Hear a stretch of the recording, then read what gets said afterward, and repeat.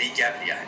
ठीक है, आज हम बात करेंगे, सबसे पहले हम लेते हैं टेंशनल फोर्सेस के अंदर आने वाले क्रस्टल फ्रैक्चर, इसको हम डिस्कस करने वाले हैं। ठीक है, ये बात आपको ध्यान रखनी है। तो क्रस्टल फ्रैक्चर होते हैं टेंशनल फोर्सेस की वजह से, यानी कि जब क्रस्ट पे टेंशन पड़ती है जब फोर्सेस अपोजिट डायरेक्शन में काम करते हैं। ठीक है, ये बात आपको ध्यान रखनी पड़ेगी दोस्तों कि चाहे क्रस्टल फ्रैक्चर हो चाहे क्रस्टल बेंडिंग हो, ये दोनों चीजें रॉक्स के नेचर पे डिपेंड करती है। रॉक्स अगर सॉफ्ट है तो वहां पे फोल्डिंग एक्टिविटी ज्यादा देखने को मिलेगी। रॉक्स अगर हार्ड है, ठीक है, अगर वो इंटेंस है, थोड़ी सी हार्ड है, तो वहां पे आपको फोल्डिंग एक्टिविटी ज्यादा देखने को मिलेगी। ये बात आपको ध्यान रखनी पड़ेगी। तो क्रैक क्या होता है? ठीक है, क्रैक बेसिकली होता है एक मॉडरेट टेंशनल फोर्स की वजह से जब अर्थ में एक दरार आती है क्रस्ट पे, तो उसे हम क्रैक कहते हैं। ठीक है, और क्रैक्स हमेशा आपको मॉडरेट टेंशनल फोर्सेस की वजह से देखने को मिलेंगे। फॉल्ट्स जो होते हैं, जो हमने देखा फ्रैक्चर के अंदर क्रैक्स एंड फॉल्ट्स होते हैं, फॉल्ट्स हमेशा आपको इंटेंस टेंशनल फोर्सेस की वजह से देखने को मिलेंगे। ठीक है, अब फॉल्ट जो है दोस्तों वो दो भागों में डिवाइड है, जॉइंट्स एंड फॉल्ट्स। जॉइंट्स और फॉल्ट्स के अंदर क्या डिफरेंस है? जब भी टेंशनल फोर्सेस की वजह से इंटेंस टेंशनल फोर्सेस की वजह से अर्थ क्रस्ट में एक दरार आती है, लेकिन वहां पर रॉक्स के अंदर कोई डिस्प्लेसमेंट देखने को नहीं मिल रहा है, यानी कि there is no appreciable movement of the rocks, उसको हम कहते हैं जॉइंट्स। ठीक है, फॉल्ट इसका जस्ट अपोजिट है। जब भी टेंशनल फोर्सेस यानी कि इंटेंस टेंशनल फोर्सेस की वजह से रॉक्स में दरार तो आ रही है, लेकिन वहां पर आपको एक अप्रिशिएबल डिस्प्लेसमेंट ऑफ रॉक्स भी देखने को मिल रहा है, तो उसको हम फॉल्ट कहते हैं। यानी कि मुद्दे की बात यह है, टेंशनल फोर्सेस की वजह से जब क्रैक होते हैं और क्रैक होने की वजह से पत्थर और चट्टान अपनी जगह छोड़ देते हैं, वो डिस्प्लेस हो जाते हैं, डिसलोकेट हो जाते हैं, उसको फॉल्ट कहा जाता है। जब वो डिसलोकेट नहीं हो रहे थे, वो सिंपल एक क्रैक है। ये बात आपको ध्यान रखना। अब इसकी एक मजे की बात यह है कि जहां से वो डिस्प्लेस हो रहे हैं, यानी कि एक ब्लॉक था, इसको मैं आगे दिखाऊंगा आपको, यानी कि एक रॉक ब्लॉक था, वहां पर टेंशनल फोर्स लगा, टेंशनल फोर्स की वजह से क्या हुआ, वहां पर रॉक ब्लॉक्स जो हैं वो डिस्प्लेस हुए, उनपे फ्रैक्चर देखने को मिला, फॉल्ट देखने को मिला। तो वो जो डिस्प्लेसमेंट होता है, जब चट्टानें खिसक जाती है तो वो किसी सरफेस पे खिसकती है, उस सरफेस को कहा जाता है फॉल्ट प्लेन, जिसको मैं आगे बताऊंगा। ठीक है, तो फॉल्ट क्या है दोस्तों?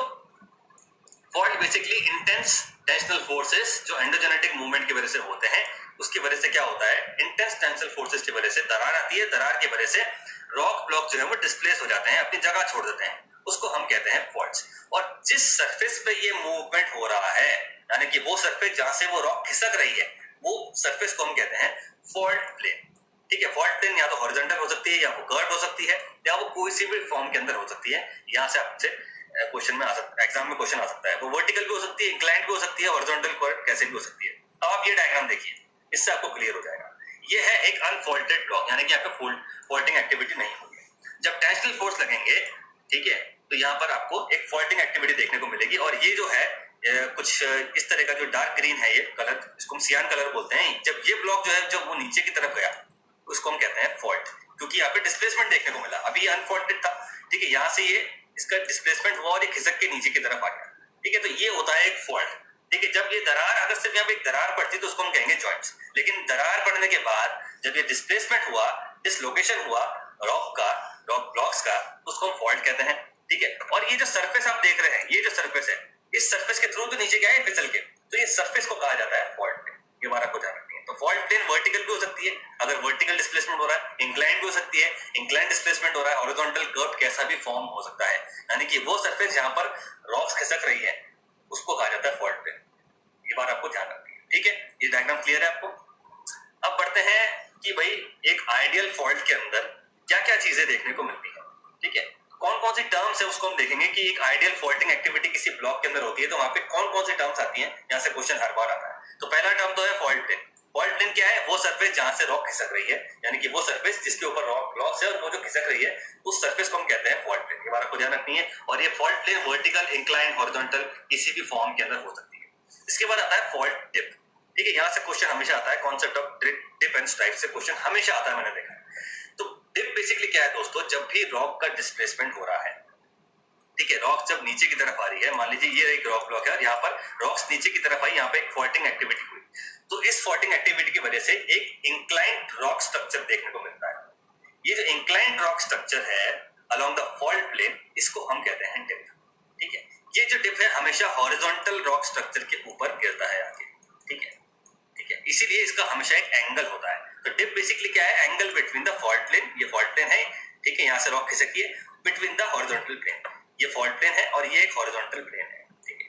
तो हॉरिजॉन्टल प्लेन और फॉल्ट प्लेन के बीच का जो एंगल होता है उसको हम डिप एंगल कहते हैं। और डिप क्या है? एक इंक्लाइंड रॉक स्ट्रक्चर है, ठीक है, जहां से रॉक स्लिप हुई। ये बात आपको ध्यान रखनी है। अब है अपथ्रोन साइड। अपथ्रोन साइड, हाँ, इसके अंदर मैंने स्ट्राइक नहीं बताया, तो डिप का तो आपको पता पड़ेगा कि डिप क्या है, एक इंक्लाइंड रॉक स्ट्रक्चर है। और डिप जहां पर गिर रहा है, जिस हॉरिजॉन्टल रॉक पे वो गिर रहा है, उसको हम स्ट्राइक कहते हैं। ये बात आपको ध्यान रखनी है, ठीक है। तो इसको मैं डिफरेंस आपको बताता हूँ कि डिप का आपको हमेशा एंगल देखने को मिलेगा और स्ट्राइक की हमेशा डायरेक्शंस होती है। यहाँ पे दिखावा भी है, आप देख सकते हैं। स्ट्राइक जो है वो ईस्ट वेस्ट होता है क्योंकि ये हॉरिजॉन्टल है। डिप जो होता है वो इंक्लाइंड होता है, इसलिए इसकी एक डायरेक्शन होती है। तो ये डिप हो गया और ये जो है वो हॉरिजॉन्टल रॉक स्ट्रक्चर हो गया और ये इसका ये एक इंक्लाइंड एंगल हो गया। ये हॉरिजॉन्टल रॉक स्ट्रक्चर हो गया। तो ये एक फिसल पट्टी नुमा जो रॉक बेड्स होती है उसको हम डिप कहते हैं। और जिस पे वो गिरती है, जिस हॉरिजॉन्टल बेड पे वो जाके गिरती है, हॉरिजॉन्टल रॉक बेड पे जाके वो गिरती है, उसको हम स्ट्राइक कहते हैं। स्ट्राइक की हमेशा डायरेक्शंस होती है ईस्ट वेस्ट और डिप का हमेशा एंगल होता है। नॉर्मली ये 60 to 40 के बीच में देखा जाता है, ठीक है। अब है अपथ्रोन साइड। किसी भी